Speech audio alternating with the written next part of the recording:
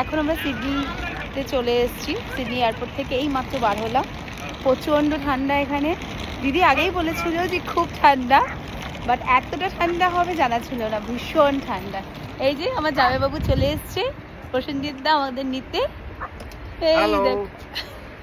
পরে কথা হবে, আগে সবাইকে তুলি গাড়িতে। সিডনির টাইমে সকাল 6:30 নাগাদ আমরা এয়ারপোর্ট থেকে বেরিয়েছিলাম।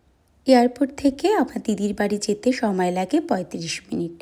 আমার দিদি আমাদের রিসিভ করতে আসেনি, ও বাড়িতেই ছিল। প্রসেনজিৎ দাই আমাদের নিতে এসেছিল।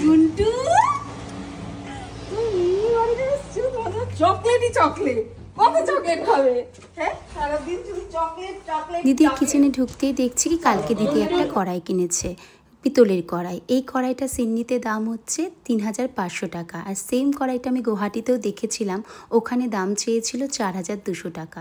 ভাবো সিডনিতেই এই কড়াইটার দাম কম। সকাল সকাল দিদির বাড়িতে চলে এসেছি। খুব সুন্দর বাড়ি ওর, তোমাদের সাথে শেয়ার করব, সমস্ত কিছু শেয়ার করব। এখন প্রচণ্ড ঠান্ডা, কিন্তু ঠান্ডাটা ভালো লাগছে। আসলে আমি ভীষণ ঠান্ডা ভালোবাসি, আমার গরম খুব একটা ভালো লাগে না।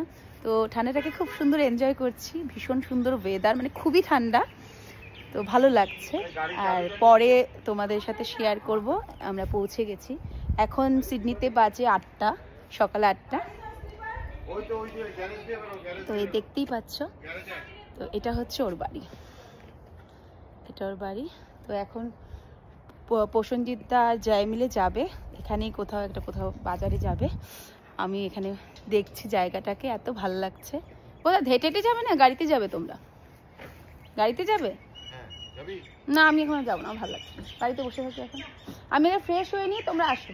চাপ্পু যাবে? ঠান্ডা যায়, তুমি জ্যাকেট পরে নিতে পারো। আচ্ছা এই চাপ্পু তুমি ব্যাগের মধ্যে নিয়ে নিয়েছিলাম, তুমি ব্যাগ থেকে জ্যাকেটটা পরে যাও। তুমি ব্যাগে আছে, যাও তুমি দেখো, তোমার ব্যাগের মধ্যে বাবার জ্যাকেটটা আছে। প্রচন্ড ঠান্ডা, কিন্তু খুব ভালো লাগছে ওয়েদারটা।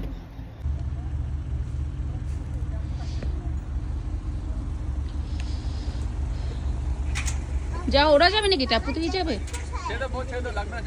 লাগবে না চুলায়, আমিও একটা পাতলা জ্যাকেট পরা, কিছু হবে। বললাম উপর থেকে কি ও যাবে নাকি? যাবি? ও যাবে? তুই যাবি? না না আমি যাব না।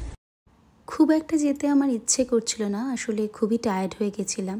বাট ওদের যাওয়া দেখে ভাবলাম একটু ঘুরেই আসি। আর যখন দিদি বললো একদমই কাছে মার্কেটটা, চল ঘুরে আয়, ভালো লাগবে, আর সাথে চল আমরা সবাই মিলে একটু কফিও খেয়ে আসি, তাই ভাবলাম যাই একটু ঘুরেই আসি। চলো আজকের ব্লগটা এখানেই শেষ করছি। এরকম ছোট ছোট ব্লগ নিয়ে আবার তোমাদের সামনে আসবো। আজকের ব্লগটা কেমন লাগলো জানিও। টাটা।